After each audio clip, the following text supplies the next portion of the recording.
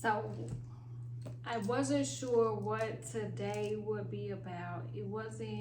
I was just going with like the vibe of the day, and it was a nice morning. It started out nice, but it's raining. And it's a beautiful day to do some cleaning, some spring cleaning, although it don't really feel like spring. So getting rid of, cleaning out, sprucing up is the vibe for today. I'm a big reader. It doesn't really matter what it is. I just want to be reading to inform, sometimes most times to entertain, because a lot of stuff be heavy on the news, social media, and I just need to lighten up the mood a little bit. Because I'm a reader and a writer, I like to turn pages.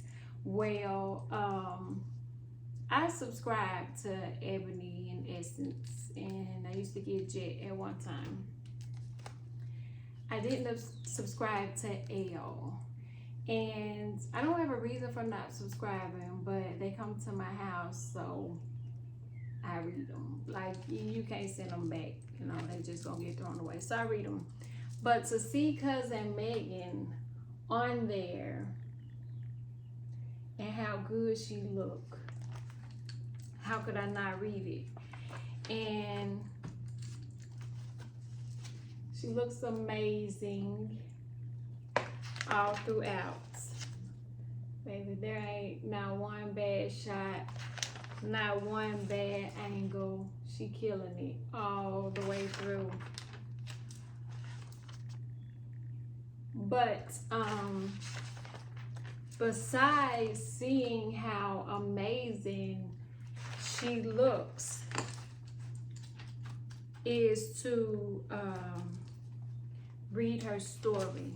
And it's not so much as her story, it's almost like a letter she penned. And she started off saying she don't call herself a victim. As I reflect on the past 3 years, I view myself as a survivor because I truly survived the unimaginable.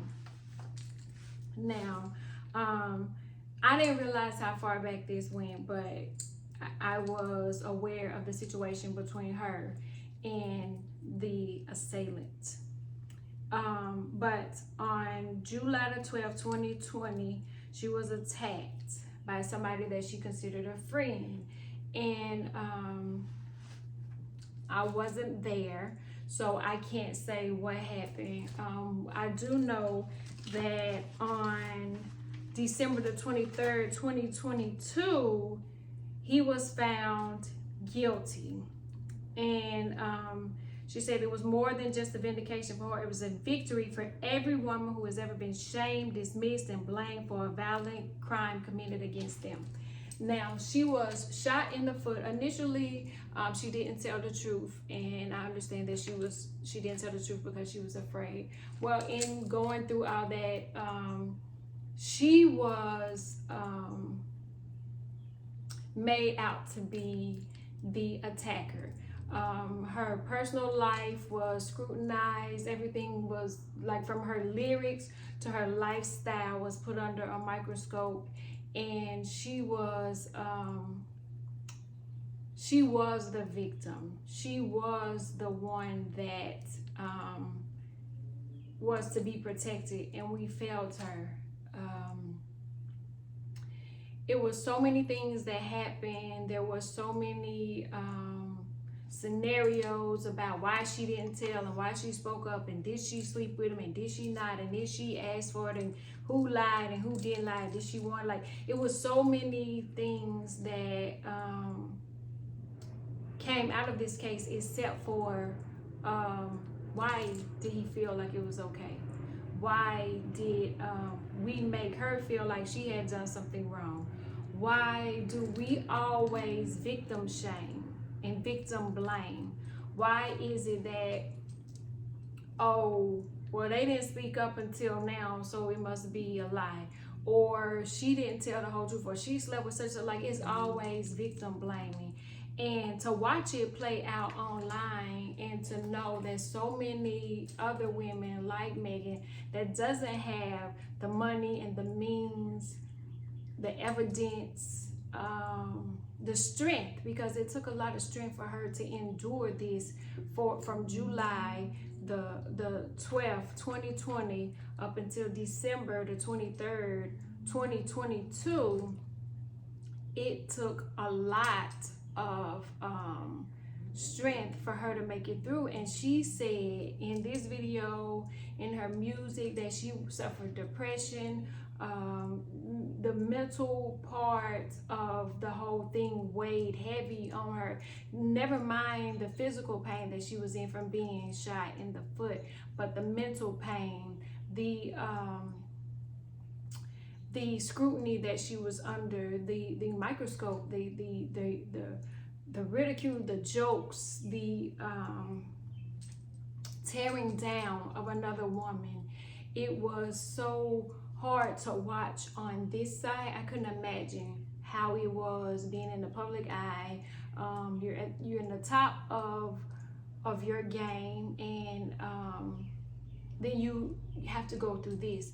And it's easier for some of us to go through it, you know, privately, or go through it silently. And it's the reason why a lot of us do not speak up and do not tell, because we're not going to be believed, or our life is going to be raked over the coals like this, or worse. You know, there could be retaliation, there could be, you know, 100 of things that happen, because we all know that Black women is the most unprotected living being on the planet. So a lot of times we don't tell, and then when we do tell, we are faced with things in this manner. And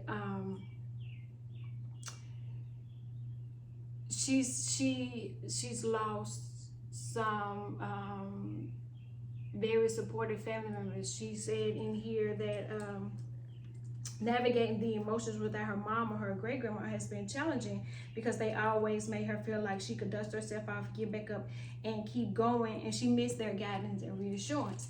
And on top of that, feeling alone in the world. That was another thing. Like, there's so many things that knocked her back, so many stumbling blocks, so many hurdles, so many things that could have caused her to sink even lower, or it could have caused her to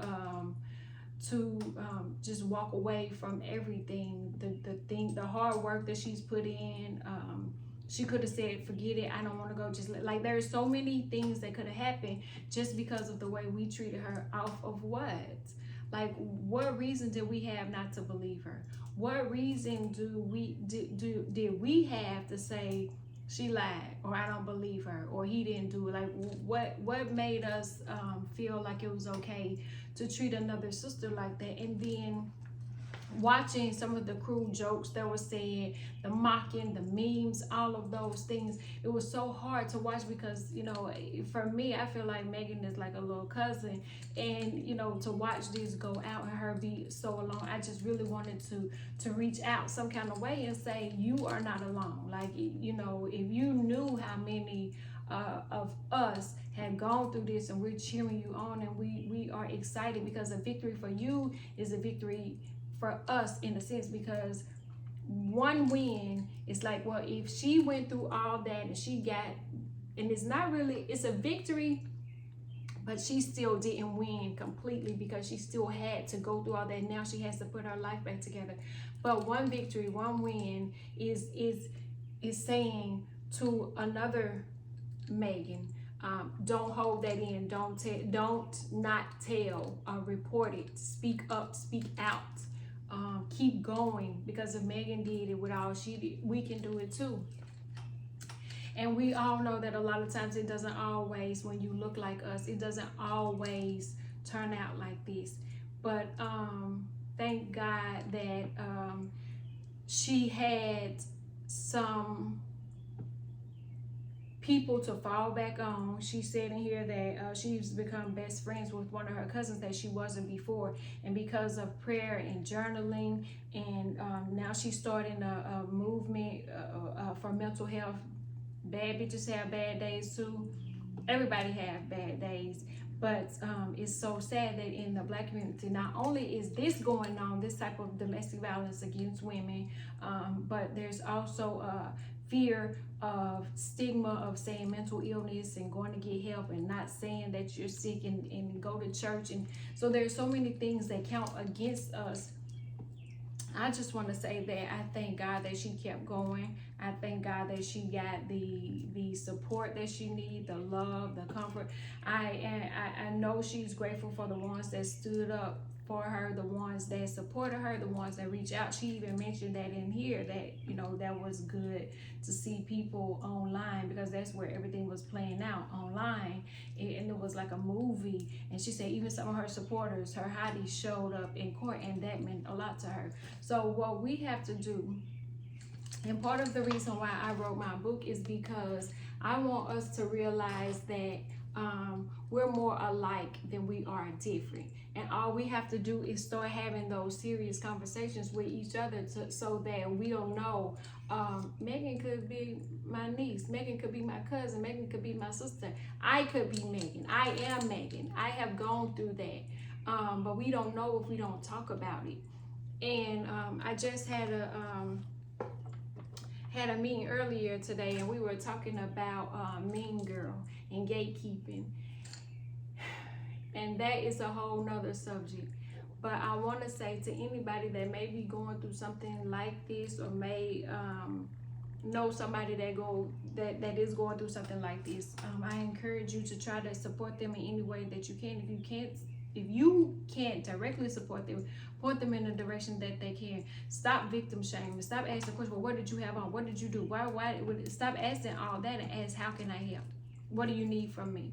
Where do we go from here? What do you want to do? What's the next step that you feel like is necessary for you to heal? Because that's what it's ultimately about healing, because this is a traumatic experience for everybody involved, and even the little bitty girls that, you know, are trying to navigate in this world, that are having to endure something such as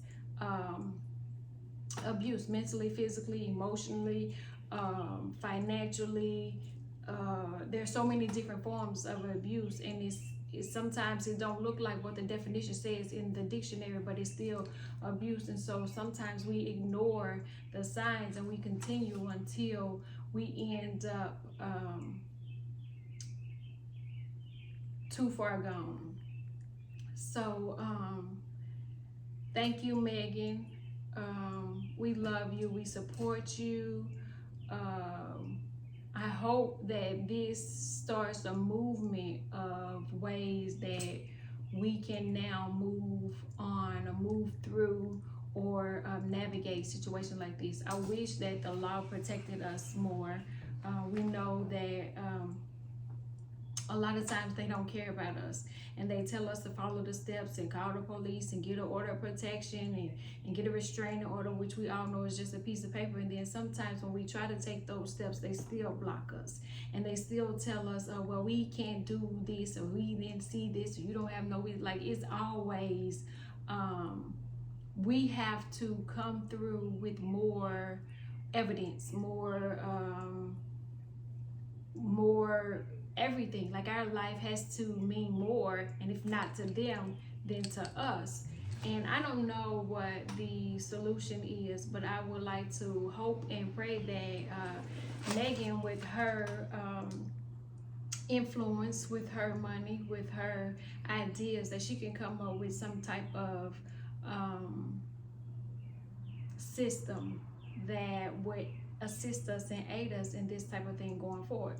So let me say, if you have been a victim of any kind of abuse, and even if it is from a friend, because Megan said it happened from somebody she considered a friend, and so, you know, if that's your friend, or who you think is your friend, and you assume, you try to look out, and you want to you don't want to get them in trouble. You don't want to snitch, or you don't want to say anything. And a lot of times, that's the dynamic that deters us, or keep us from speaking up.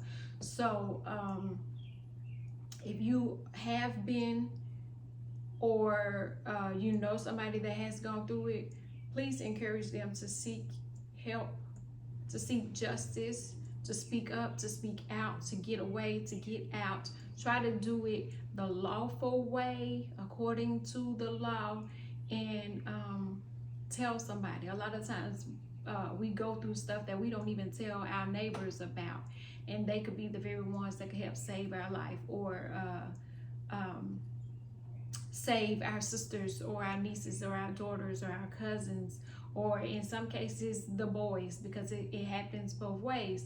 So any ideas, any solutions, any recommendations, any suggestions, advice, I'm open to it, and we'll talk about it further, because I'm pretty sure that this isn't the last we'll hear about Megan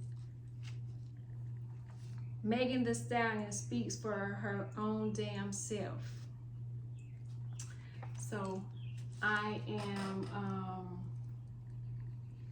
am eager to hear what else she has to say, to see what else she comes up with, and to stand beside her, stand with her, encourage her, love on her, support her, and any other woman that looks like me that may be going through what Megan went through, what I went through, what